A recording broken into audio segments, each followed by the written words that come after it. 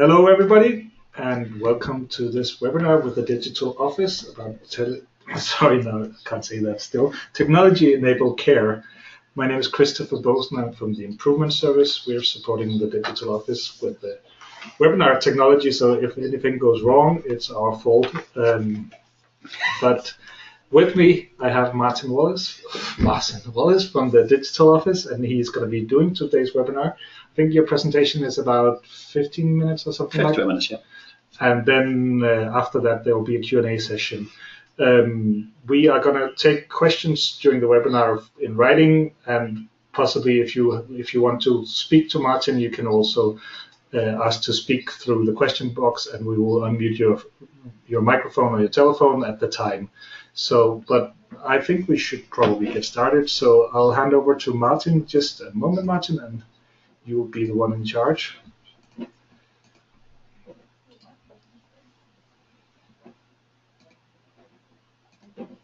And thanks, Christopher. Thank you, Improvement Service, for hosting us this afternoon. Welcome all to a short webinar on the Analogue to Digital Transformation Programme we're doing at Digital Office in conjunction with the Scottish Centre for Telehealth and Telecare and Technology-Enabled Care teams at Scottish Government. We did put out a call to action to the network operators who do fixed and mobile. However, we've seen to have a lot more people interested on this afternoon. So the purpose of the webinar is to give you an update of what we're doing in Analogue to Digital switchover for Telecare, the opportunity, the challenge, and then open up for questions from yourself. And I'll explain some of the procurement routes that we're going to be taking for this going forward as well. So without further ado, as Christopher had mentioned, my name is Martin Wallace. I'm the Chief Digital Officer for the Digital Office for Scottish Local Government, and we represent 30 councils as part of our digital partnership across Scotland. Basically, the main focus for our setup was to help accelerate and transform digital services across councils in Scotland, and we've been in play since October 2016 as well. So we've got some sort of heritage behind us now, and we're pushing ahead with other digital programmes across the piece. To give you an idea of where telecare services are in Scotland, at the moment we have 170,000 people in Scotland receive telecare, and on average 20% of all 75-year-olds are in receipt of telecare. Now, with the changeover that all carriers are doing as of now over the next 10 years from analogue to digital, it offers up a new opportunity to redefine services and look at new solutions that we may have not considered before to get the outcomes we want in health and well-being, people being able to be looked after in their home, but also in terms of expanding the scope potentially across the electorate and citizens for better care in home using new solutions and tools. So if we look at the the breakdown across all the councils, there's 127,000 statutory users of Telecare, and basically, as you can see from there, the average is 20% across the piece of all electorate across these areas in social work are actually receiving these care packages as well. Now, it's not without its challenges. If you see towards the right-hand side, we've got likes of Moray, Orkney, Ely-and-Ciar, or Western Isles Council, which have got some significant challenges around connectivity. So with digital, when analogue services have been traditionally, they just work, we've had them for years, but with digital, we have to look at new methods and new solutions. So things such as mobile phone backup, mobile phone technology, 5G, Internet of Things, potentially white space with the new TV space that's been made available by the government, a whole different mishmash, different network opportunities that we have to look at to make sure we get to the actual standard of care we want, plus also the response they want. Now, we have to have certain statutory rights in here as well in terms of reliability, connectivity, so there will have to be a mix-up of different connectivity options as well for these different services. We've got some Pathfinder projects in Scotland already. We've seen the likes of Fit Homes across in Highland just now. I think it's Invergordon they're at, where there's been fibre put into the home and a brand new set of solutions have been put in the home to test what that concept of digital telecare looks like. Eastern Bartonshire have been doing some stuff around digital telecare, and we've been doing some work with NHS, NSS in conjunction with Digital Office to look at a joint PIN, just have a look at what solutions are out there, because telehealth and telecare in terms of solution providers seem to be merging into one kind of main area for development. Back last year, we had Deloitte do a analysis report, and the key findings were that local authorities spend around £39 million per annum to provide telecare to people at 75 plus. Now, this generates around £99 million worth of benefits for Scottish public sector, but potentially we could do more. And there are some debates with elected members and the Scottish Government about making the services available to younger people, people over 65 plus, or maybe looking at other areas such as youth, young people with different conditions, and how we can actually help them with new digital technology to move around and do day-to-day back in the community. From a personal perspective, my parents, my mum has got multiple sclerosis, has done for many years, confined to a wheelchair, and my father has just had his second stroke and has trouble walking. Now, both of them do not want to be stuck in the house day in, day out, and they want to be out and about. So even they are putting pressure on me to look at how we could actually use mobile and digital technology to actually support them in the community by giving them the reassurance that somebody is there behind the scenes if anything was to go wrong. And, you know, not that my parents are actually demanding or making me move things quicker, but they're obviously, it's a personal thing to me as well. So there's a big, big opportunity we can do for whole of Scotland for doing this right and doing it once for Scotland with a new digital solution. The other key findings that came out was around 2/3 of these benefits accrue to the social care and the remainder to the NHS. So as you can see in the slide there, 53% of benefits look to reduction of care home bed days, 34% of hospital bed days, 10% of ambulance call-outs, 3%. But the big thing is about releasing the data. And with data, we can then apply new models like artificial intelligence for fall prediction.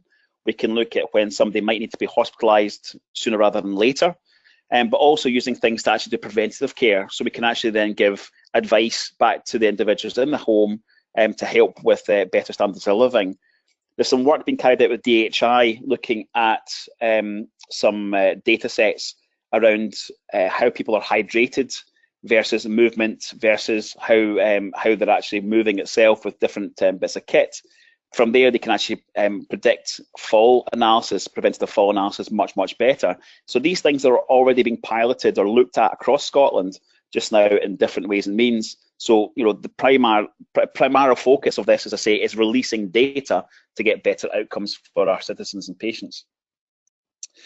So, Analogue to digital telecare, we noticed that BT, Sky, Virgin and TalkTalk are the main communication providers across there. And obviously, as I said, we've got PSTN being moved over to digital. So we've got things going out of manufacture, we've got development support, people designed and built and operated their existing system are retiring, so skills increasingly scarce. So it gives us a new opportunity to really look at the fundamental basics and redefine services using the new technology that we can get on the market today. So when will Analogue stop? Well, this is hence the fact the webinar from today was to start the dialogue with the network providers. We've already had conversations with the likes of BT, Virgin, we're still to speak to Sky, TalkTalk, O2, EE, Vodafone, etc., to really understand what their kind of plans are. And for the mobile phone operators, are looking at about 5G, 4G coverage in Scotland, but also when 5G is coming, so when we can actually start utilising that sort of solution platform set. But, you know, as we know, as per the slides, BT have said that all voice customers will be upgraded to IP voice by 2025, and Virgin Media have made an ambitious announcement to migrate their customers to IP by 2020. So this is happening. It's not slowing down. It's not going to go away. But we have to really understand what the market's doing to make sure we make sure we've got the coverage we need as we start to do the rollout across Scotland on our different solution sets as well. So this webinar today was to do a market insight of what we're doing, to start a dialogue through Ofcom with the mobile network operators to then look at how we can actually engage better to understand rollout plans, set up dates, we even sign NDAs to really get to the nitty-gritty of what is happening in Scotland so we can provide better services to our citizens. So as I said before, it's not a threat, it's an opportunity. With the rise of mobile devices, there's more people accessing the web by mobile devices each day rather than traditional fixed broadband. Let's utilise these sort of technologies to get better outcomes for people. It's also not just that, it's about the data sets, it's about being able to use data across health and social care to get better outcomes, but also give people a better standard of living using technology that they know and trust, but also easy to use, which is one of the fundamental basics. We don't want anything too complicated or too crazy. We want something that just works, does what it says in the tin, and it gives the people the benefits of living at home in a home and secure environment. So a bit about the programme structure. We have the Tech Programme Board at the Scottish Government, which we report into. I'm the chair for the Analogue to Digital Project Steering Group, hence the fact I'm on this webinar today. And underneath that, we've got a tag and work stream group, which I'll cover in a second or two, our technical architecture group, rather than using acronyms. So as I said, I'm the Chief Responsible Officer or chair of the actual steering group that reports into the Technology Enabled Care Group at Scottish Government. As you can see there, we've got set people for Business Change Workstream, so Scotland from NHS 24 and the SCTTT. Let's try and say that fast. We've also got the Business Change Waves, which is Russell, again, works for the Scottish Centre for Telehealth and Telecare, and he looks after those streams. We are in the process of setting up the programme office, and we have got ongoing recruitment for a programme manager and business analyst to work alongside us to make sure that we can actually get all these things in play, and I'll cover them in a second. Underpinning this is the Technical Advisory Group, which my Chief Technical Officer, Dr. Colin Birchnell, is chair for as well. So as you can see, it's multifaceted across the different parts of local and central government and SCTT to make sure we get the outcomes that we want out of this project. So the Technical Advisory Group is advisory role only. There's no decision making from this group, but they're there to evaluate and advise on solution risks, do the risk log, promote open digital telecare ecosystem that can drive innovation, and raise awareness of related dependent initiatives. So very much the conversations that we have with the carriers going forward will go into the Technical Advisory Group to make sure that we're evaluating everything that's there for us, whether it's different technologies, different standards, different network topologies that we could use to really get to the nitty-gritty of the technical platform that we need to deliver to get the service outcomes on top of that. As I say, with digital, we don't know what this new service level is going to look like or what these services are going to be, but we have to get the technical architecture in place first as a building block to then build upon for going on in the future. So the programme stakeholders, as you can see there, we've got multiple people. We've got senior health and social care partnership leads, telecare leads, housing, industry, the social care teams, policy, Ofcom, and we've also got innovation, likes of CivTech, DHI, etc., who are really kind of helping understand what those new services might look like, but also what fundamentally are the needs of the user. For me, digital is people by default and technology by design. It's not about creating new digital solutions and trying to find a home for it to fit in. It's very much co-designed with the end user in mind, hence the fact we have housing in there and telecare leads to really understand what services the individuals would like to see in the home to build the services around the service user rather than us dictating what services they can or cannot have going forward with telehealth and telecare. Then on to Digital Roadmap 2017. I think this picture, which Sue Scotland picked out for us, very much kind of sums it all up.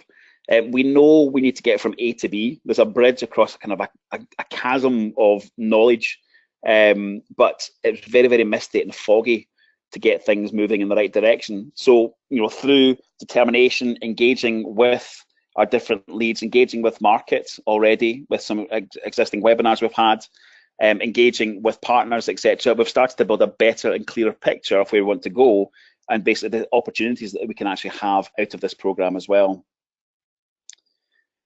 We've had different waves already put in place. So we've had wave 1, wave 2, as you can see, hub and cluster innovation. We've kicked these off already and we're about to go into alpha with these. So we've gone through a discovery session to understand what we actually need in terms of services in these areas and what we need to actually have in place to move to that next level in the project. So the work streams there, as you can see, we've got an amalgamation of different councils and health and social care partnership areas, plus also partners such as Beald Housing. We've got the Falkirk, Aberdeen as well, and I'm missing one, DHI, and the Innovation Lab, Innovation Workstream, I should say, to really kind of push forward in terms of what we need in terms of the services, but also what questions do we need to go back to the network and telecoms providers to answer to really get the outcomes we need out of this program as well. So it has been a two-way streak. And I think from again, the initiation of the webinar today is to get questions back from service providers and network providers to really understand what we're doing to help with sort of bridging that chasm with the big mist across that bridge, etc. So wave 1 and wave 2 have been kind of merged together, and as you can see there, we've been looking at dispersed and grouped housing alarms, IP over mobile SIM and broadband, and no change to service scope or working method. So trying to use existing kind of solutions that are put in place there, but using a mix of different broadband and SIM technologies to try and get what we need out of the existing service. So as you can see, we've also done a mix of localities, urban, rural, and very rural. Like I said, in Scotland, there's masses of issues with connectivity. Working for a telecoms provider in the past, I know all too well the challenges we have with telecom provision across Scotland. So this has been very much looking at what we've got just now, just going like a stage 1, going just slightly further in terms of the connectivity options for that. The hub and cluster has been looking at the landscape review of what we've got in terms of receiving centres, engaging with alarm receiving centre leads across the different Telecare solution providers, but also looking at how do we actually get a digital platform for the future to make sure we can actually take in digital messaging and solutions back into the receiving centres going forward. On the procurement, we work very closely with Scotland Excel, who do all procurement for local government. So like I said, we've done a joint pin with NHS NSS. We've created a user intelligence group, and we've learned from wave 1 and 2 in terms of the do's and don'ts, good and bad, that we may want to take forward in terms of service provision, but also what we need to understand from solution providers that are out there as well. The challenges with procurement, there's a lot of people out there in terms of the market that offer the next best thing, the next great thing. For me, ideally, I want to see what you're actually delivering now digitally and understand what your roadmap is and when those roadmaps will be delivered. Not a case of what's on the roadmap and not giving defined timescales. I haven't got time for that, and neither does the project team. We really want to see what have you got just now that you can actually give us off the shelf, not bespoke, open architecture, open APIs that can talk to different solutions and systems. They can really help get that data flowing for bigger and better things such as artificial intelligence or linking into different parts of the ecosystem across health and social care. So there will be a big part of procurement looking at that as we go forward for this as well. In terms of specification, standards and process, this is primarily done where the technology action group come in, or technology architecture group, I should say, come in. So looking at digital standards, operational standards, privacy impact assessments, guidance, penetration attack testing, which we need for digital solutions now. Cyber is a big challenge for us, as you can imagine. Through the digital office, we actually have our own chief information security officer starting with us very shortly, which one of his big pieces of work will be working with the Analogue to Digital Transformation Programme to make sure we get cyber security at the heart of everything we're delivering on a new digital platform. And then innovation. The innovation piece, like I said, we've got DHI, Digital Health Institute, Census and Data Lab, to really look at how we can link with them to understand what's the next best thing, what's coming, horizon scanning with the industry to understand what solutions we should look at, what data sets we should look at, and really help create a development of innovation process. So we're just keeping up, not behind the times, but keeping at least abreast with the times or in front of the times to really get innovation at the heart of this program as well. Because the last thing we want to do is do a like-for-like swap and then the aspiration's gone. This is a massive opportunity for us in Scotland to really do something significantly different in one of probably the most exciting areas I have in all my digital programs across local government at the moment as well. So innovation is a big part of this, and this is why we're working with the likes of innovation centres as DHI, etc. as well. So ambitious target we set ourselves for Q2, Q3 this year was to get 1,000 users on the new digital platform. We are already doing tests with a couple of councils already just now. So we are on way, hopefully, to get it by the end of Q2. I'm really pushing my team towards that Q2 rather than Q3 goal. So when I'm talking about Q2, I'm talking about end of June, not end of September, because I work on annual years, not financial years. And the team are really pulling at the stops to make that happen. Hence the fact we're having webinars to try and cut down time of having one-to-one conversations when we spend 25, 30 minutes going through all this over and over again. And hopefully this will be broadcast on a YouTube channel and on our website, so you can come back to this and replay it, so you really understand what we're trying to get at and where we want to go, rather than us wasting time, each other just going over the same old stuff time and time again. Again, as part of the webinar session today, we really want to start getting into the nitty-gritty of key questions we need to ask each other to really make this thing work. As I said, this is the biggest opportunity we have in Scotland, in fact, of a generation for doing something completely different, but all for the right reasons, using digital at the heart and innovation at the heart to get people the outcomes and the lives they actually want to lead at home rather than being stuck in a hospital somewhere. So without further ado, 25 minutes, I think that's quite good.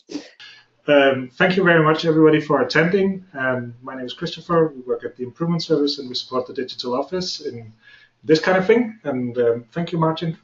Thank you, Chris, for your help. Cheers, and thank you all for joining us this afternoon.